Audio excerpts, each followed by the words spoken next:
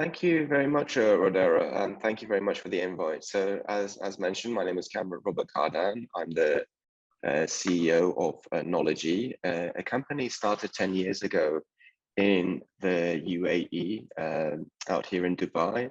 So, yes, it's just just starting the afternoon over here. Another sunny day. No rain or no clouds in sight, but that's a typical Dubai. And still temperatures of 36, 37 degrees. So we're waiting for the weather to get cooler. Just as how many minutes do I have for this talk? Yeah, just basically 20, and for 10 minutes we'll have the Q&A, just a chit chat of what you have to share more to us about your company. That will do, perhaps. What do you think? Of course, no, sounds good. Might be even shorter, but yeah, I'll share part of the journey that we've had at Knowledgy here. So this has been a 10-year journey, and as I mentioned, we're just now celebrating our 10th anniversary. And what I would like to share with you is the importance of being a mission-driven company and what that means when it comes to activities, results, and basically the decisions and strategies that a company makes. So from day one, when we started the company, we started with a branch of a foundation. So we didn't have much revenue, we didn't have a lot of activities, and we set up what is called the Knowledgy Foundation. Fast forward, what we've done over the past 10 years, and the foundation itself has built many schools in different countries around the world, has been involved in supporting education projects in Cambodia, Nepal, in other countries. And now the foundation is running a open science initiative and event in Cairo. I'm traveling to Cairo tomorrow, so our event will start day after tomorrow, which is called a Forum for Open Research in MENA. And that's been supported by a foundation.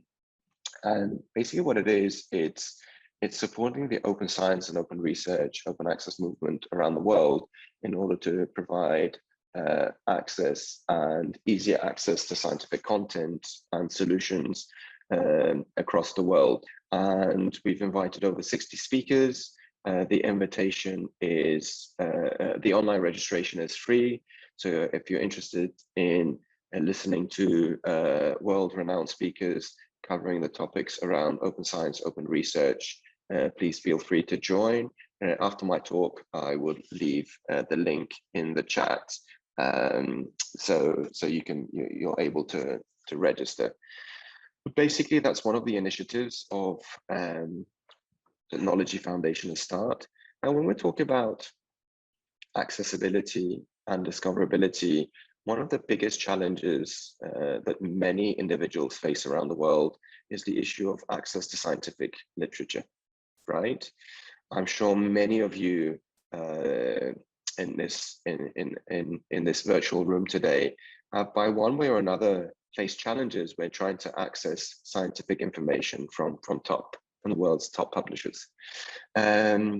So in general, the way that access is available worldwide is you need to be a member of an organization, a university. That university needs to have a subscription to a top database like Science Direct, like SpringLink, like Wiley Online Library, etc., etc. And usually the universities pay a lot of money in order to access that. Now, if your university is not a member or not subscribing, or subscribing to only a limited number of databases, then there's a wealth of scientific literature that is behind the paywalls and you do not have access to. Now, this challenge is slightly reduced with the movement of open access on a worldwide level, where organizations and funders are encouraging users to publish in open access journals. Now, one of the challenges of that is, of course, paying the APC charges in order to get published into the open access journals.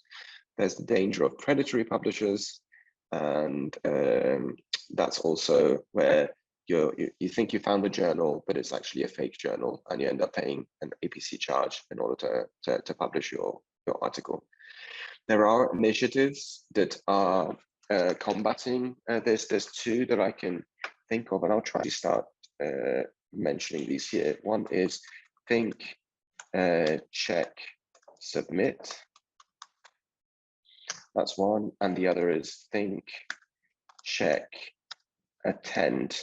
So the first one is providing awareness against predatory publishers, and the other one is providing awareness against predatory conferences. Now, so as I was talking about the challenges to access scientific literature, basically there's not that many ways in order to find the content you're looking, unless you go to sites like Sci-Hub, which are like illegal pirated websites providing scientific content to individuals. Some of these illegal websites, they actually charge a fee, but some of them are just for free. But in general, this is a danger to the scientific publishing industry. The same you see with that is faced in music industry, the entertainment industry, so on and so forth. Now, what we have done as a company is, well, we're based in Dubai, UAE. We have a B2B presence providing access to scientific content, professional services to universities, training researchers, academics, and providing publishing services. So universities who would like to start a university press and they would want to get their journals to international standards, we help with that. But a lot of that is like supporting the region where we're based and emerging regions. So our publishing platform has publications from Philippines, Indonesia, Latin America, Europe, Africa, and around the world. But what we started with a project called Zendi, which I'll just type over here, is a way to tackle the inequalities in accessing scientific literature worldwide. So as I mentioned, in order to access scientific literature, you need to be part of an institution who has subscriptions, or that institution needs to be a member of a consortium to afford subscriptions. So again, it's very tricky. In a fully open access world, you've got scattered pockets of platforms that are providing you with the OA content. Now, what we are doing with Zendi is on two fronts. On the OA front, we are aggregating all the world's open access content on a single platform. And we are doing it through the various sources and cleaning up the data, adding filters, and improving the discoverability. The search engine we created ourselves after two and a half years of work. And we are also having direct agreements with all the different world's publishers in order to get their advanced metadata to make sure that the discoverability and the accuracy of information is improving on a day-to-day basis. So this is for the OA component, which is, I think they're people in the room from Philippines and Turkey. So in both countries, Zendi.io is freely available, and it includes all the OA content. So it's a great resource to be able to find all the open access content for free. Now, what we're doing for the paid content is, we've all seen what's happened in the music industry, entertainment industry. We saw what happened with, I don't know if anyone remembers Napster, how that started as a pirated way to provide music at a accumulated way. And now we've got the likes of Spotify, we've got Netflix when it comes to movies. And the whole concept is, rather than paying for an individual song, album, or movie, or documentary, or a TV series, which can end up in a high amount of money. Now, let's take that back to scientific literature. Let's say you're looking for an article, you're doing a literature review, and you need to have at least hundreds of articles to do your literature review. Now, imagine having to pay a pay-per-view charge of, what is it, 20, 30? One publisher I was talking to last week at the Frankfurt Book Fair, they were charging $40 for a single view of a single article. Now, the researcher was for limited budget, on a very low salary, or at student times with very low money availability. How can they pay for all of these articles? And there's no choice but to resort to friends or colleagues or other universities, or at the end, if there's no way to find anything, the pirated websites. So what we have done is we are in discussion with publishers, and we're getting them to agree to license their content on Zendy. The business model that we're using is a single subscription per month, and that subscription is equal to a single article, right? So in different countries, it's either $10 or $20, depending on the affordability of the country. And then you get unlimited access to all the content from these publishers. Now, of course, it's been a struggle, a battle, because publishers are worried about losing their existing income in various countries. But we've managed to launch in 8 countries. Latest country that we launched was Nigeria. And yeah, I see some hands raising. I believe that there's a Q&A time at the end of the conversation, which I'll be ending very soon. And yeah, so what we are trying to do is to make it affordable and accessible to all individuals, no matter which university, what background, independent researcher, if they're not a member. And of course, it's a vision to achieve. We've launched in 8 countries, and we're moving forward with that. And we're hoping that one day that we can have this on a global scale, where like following the SDG number 10, reducing inequalities, that there's no inequality in accessing scientific literature. That's our vision, and in a way to contribute to SDG number 4 in providing quality education. So part of that education journey is having access to resources, and that's the journey that we're embarking on. So yeah, so that's my very short story of some of the work that we're doing. I'll open up to any questions that you might have, but I'll leave you with the URL of our website in case you would like to learn more. You can follow our LinkedIn page or find us in social media. I shared details for Zendy, and here's our company URL. And this is my email in case you need to get in touch at any point of time with any of the items that I have mentioned. And I'll be sharing you the link to the forum for open research in case you would be interested in registering for free. Sorry, there's a typo in my email. It's hard to talk and type at the same time. I don't know how some do it, but hopefully this time without the typo. Okay, so over to you, and if there are any questions. And again, thank you so much for having me and the invite today. I hope I managed to make a contribution to the discussions going on.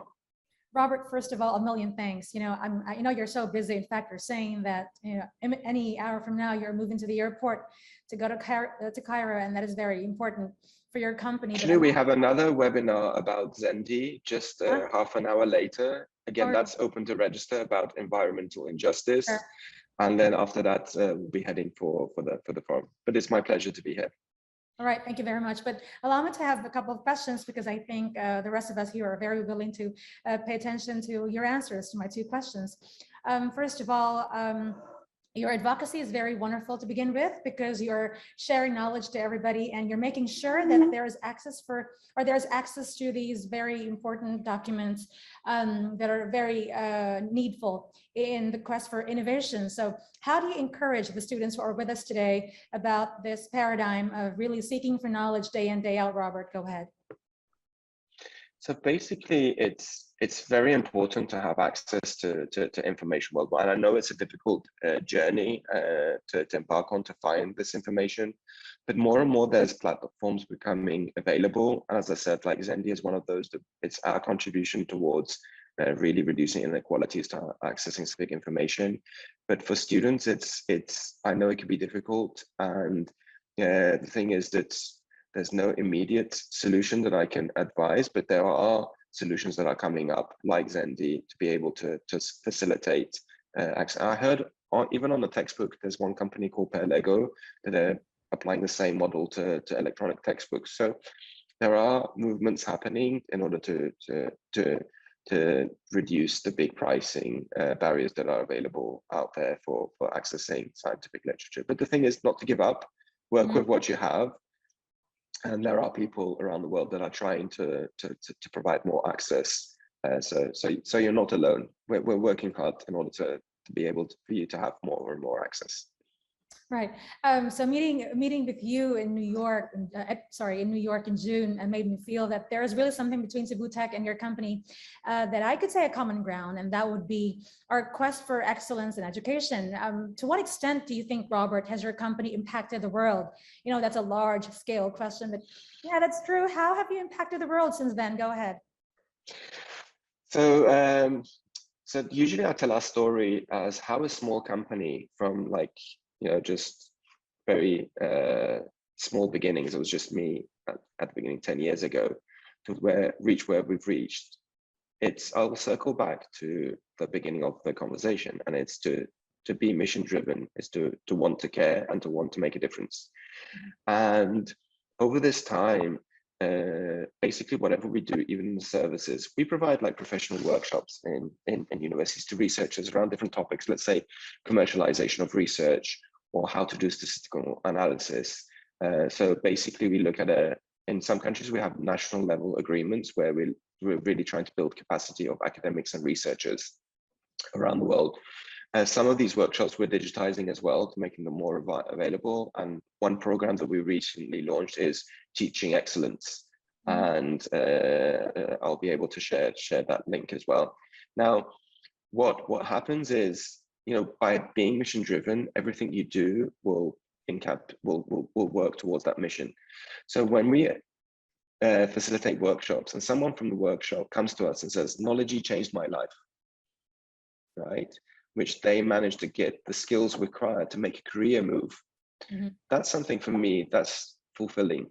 When I've gone and traveled with the foundation to remote places in Africa and taken part in the schools building, and I see the hope in the families that's in a village that they didn't have a school, now they have a school. Sorry, how many have you built thus far? Schools, et cetera, how many?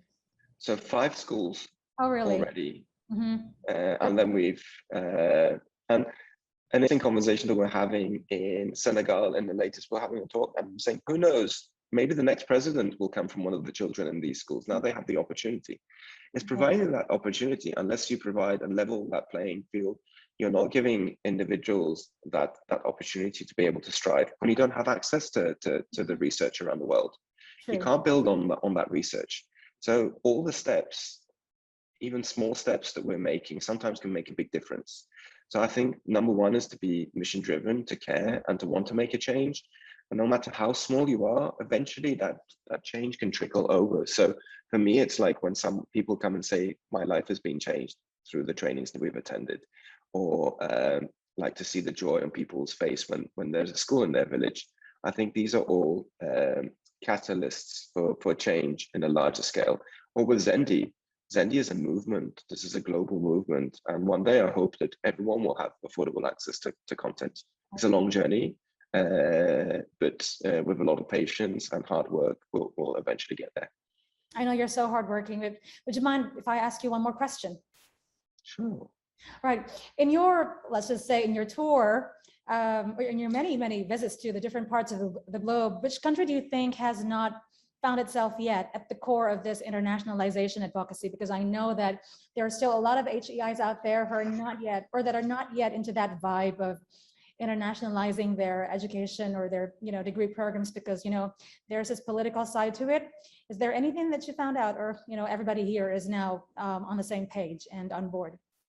No, different people, as I said, like when it comes to moving towards a more knowledgeable world, which is our company mission, different countries are at different stages. In some countries, there's bricks and mortar that's needed. You need that actually, the physical schools that's missing. So there's different requirements in different countries, and there are different stages.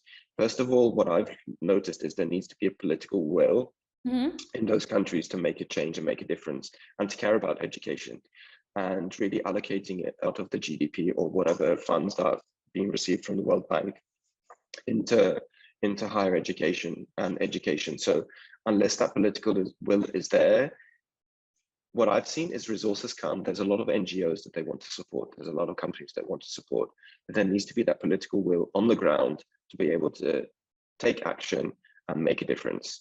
Sometimes people have different agendas, they get the support, it doesn't reach to the end users. But I think from what I've seen, there's a lot of organizations that are willing to support, but it needs champions in each country to step up to make a difference. And in order to change, you don't need to make big steps. You can change what is in your control. And sometimes those are small steps, but you need to take those small steps in that direction. So you first have to have the intention, you have to have the mission, you have to have the mindset to want to change, and then you need to change whatever is in your limits, and then things will come. Once you do that, things will come. We can only control what we can control. We can't control what is not in our hands. But if we decide, if we have the will, and if we take the steps, even minor steps, small steps, things will come along and things will happen. So I can't pinpoint a single country. Different countries are in different stages. I've seen, for example, what the change of vision has done in Egypt, where just one single person has managed to initiate a project called the Egyptian Knowledge Bank, where every citizen have access to scientific and important content. And it took, an individual and the political will of the country to support it. And for the past 7 years, every citizen can have access to sources that were behind paywalls. So there are things happening, and it was used as a world success story with the Ministry of Education in Egypt. And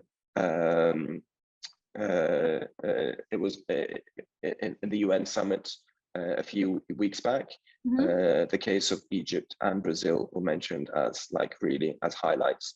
So things can change and things can happen. Was that a US data summit in June or a different? No. It was the UN summit, and I just need to remember the name of the event. It was the World Education Summit. It was on the side of the UN General Assembly.